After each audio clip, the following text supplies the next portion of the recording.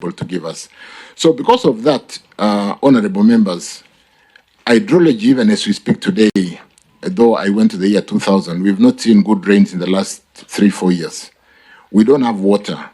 In the data, and I'll be happy to give a supplemental onto that report which we gave, we've been dispatching 0 megawatts from Masinga for the last 2 months.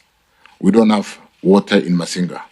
Even with these rains, the eastern and Your Excellency Kalonzo, you may be aware that whereas we've seen in the last 2, 3, 4 weeks rains in the west of Kenya, we've not seen much rain in the east part of Kenya, though we are beginning to see water coming up now. At a height of a low of 1035 meters above sea level, we are only having 2 meters now after the rains have just come in, but we are still not dispatching. We are doing 0 out of Masinga today. I was there yesterday, and I can tell you it's beginning to fill up. It's beginning to come up. In fact, we've seen 3 meters today. Of today, we are 3 meters above 1035. So, honorable members, why am I going there? When we don't have water, which was predominantly the generator for Kenya, though geothermal has really been useful lately because I said as a base load, it's not already doing 49%. We have to run the diesel. When you run the diesel, which I did give a background that it is dispatching at 70 shillings, it is dispatching at 50 shillings, you do expect the cost of power to go up. When Dr. Siror, the CEO for Kenya Power, spoke to the media the other day, he was like, would it be better not to have power at all to serve as a hospital or to have expensive power? It's not because we want to dispatch expensive power. If Masinga is at 0, even for you and me, you would go out and start your generator because it's better to have that expensive power than no power at all. So given the challenge of climate change and mitigation and actions that are ravaging, or rather the whole world is talking about today, as Kenya, we are accelerating geothermal development. We just brought in an additional 35 megawatts in Menengai. We are bringing another 70 megawatts. We are drilling in Paka Silali. We are at 100 megawatts of steam, and we want to put in converters to get them into generate power as quickly as possible. And these come in geothermal today because of our knowledge and capacity and availability. Geothermal is available 24/7. The solar and the wind, which is talked about on climate change platform to save the world, is not available at night. Solar is not available. As we speak, at peak hour today, we need 2160 megawatts today, but we don't have enough power. We are currently load shedding, though quite small. So we really need to bring in the base load, and solar is not available at night.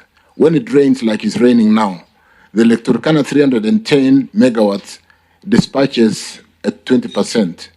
Kipeto dispatches at very low percentage when it rains. I think when it rains, because of the vertical force of rain, the wind almost comes down to 0. And so we have a challenge, honorable members. We are on top of it. We are quickly and like the previous regimes working on geothermal to support our base loads. We're trying to now do hybridization so that we are able to store solar and wind when it is there because of intermittence, because the price of batteries have significantly come down today. Solar panels have come down.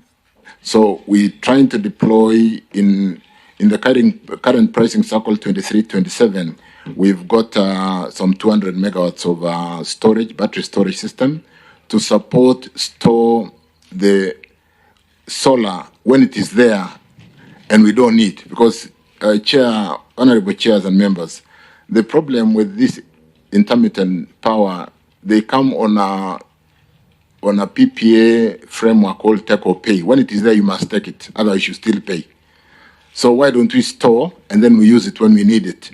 Because when it comes in what we call economic order merit of dispatch, they take priority number 1. Whenever it comes, you take it, because if you don't take it, you still pay. So we then bring in batteries to store that power and use it when we need it, because the price of technology for storage today has come down, and then basically be able to also reduce the intermittence and stabilize the grid. One other thing which we are doing, honorable members, and which should have been done yesterday, is to deconstrain some of the transmission systems. When we came in, or when I came in, let me say when I came in, we found, for example, let me use one, Takwel, Otum, Kitale network or line, not having capacity to transmit generation from Takwel. Because when we developed Selenkei, Sedet, and Alton, the solar power plants in the west of Rift, the transmission line capacity was not upgraded. And for the last 4 years, we are not transmitting, or we are not utilizing Takwel, which comes to the grid at 3 cents, 4 cents, because the transmission line is not able to carry both the solar from Alton, Selenkei, and Sedet, and carry the Takwel because of the order of merit of dispatch, take or pay.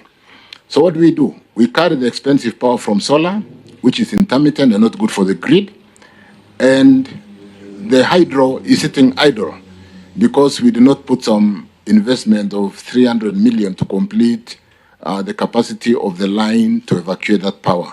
That is currently going on. We'll finish in a few, maybe another 2 months. Similarly for Narok, Bomet, where the network to Olkaria has been built, the network from Bomet has been built all the way to Migori to support the tea factories in Bomet, Chirchir, all the way to Awendo. And so we've got load shedding in Awendo, in Bomet, and Chirchir in the evening. We don't have enough voltages. We are using Moroni 73 shillings power plant to support the voltages because we have not built Narok Bomet to allow the Olkaria power to go all the way to Awendo. So again, we are currently having sourcing a contractor. We've got funding, and we'll get most of that cheap geothermal power to go all the way down to Migori County and service that western part of the country. And these are network issues that should have really been addressed in terms of getting the grid more stable and being able to off-take or to carry the kind of load, the kind of power that we need in those regions in terms of managing demand and supply for the country. Honorable members, we are conscious. We are really working on the 2 areas in petroleum and energy, in the grid capacity,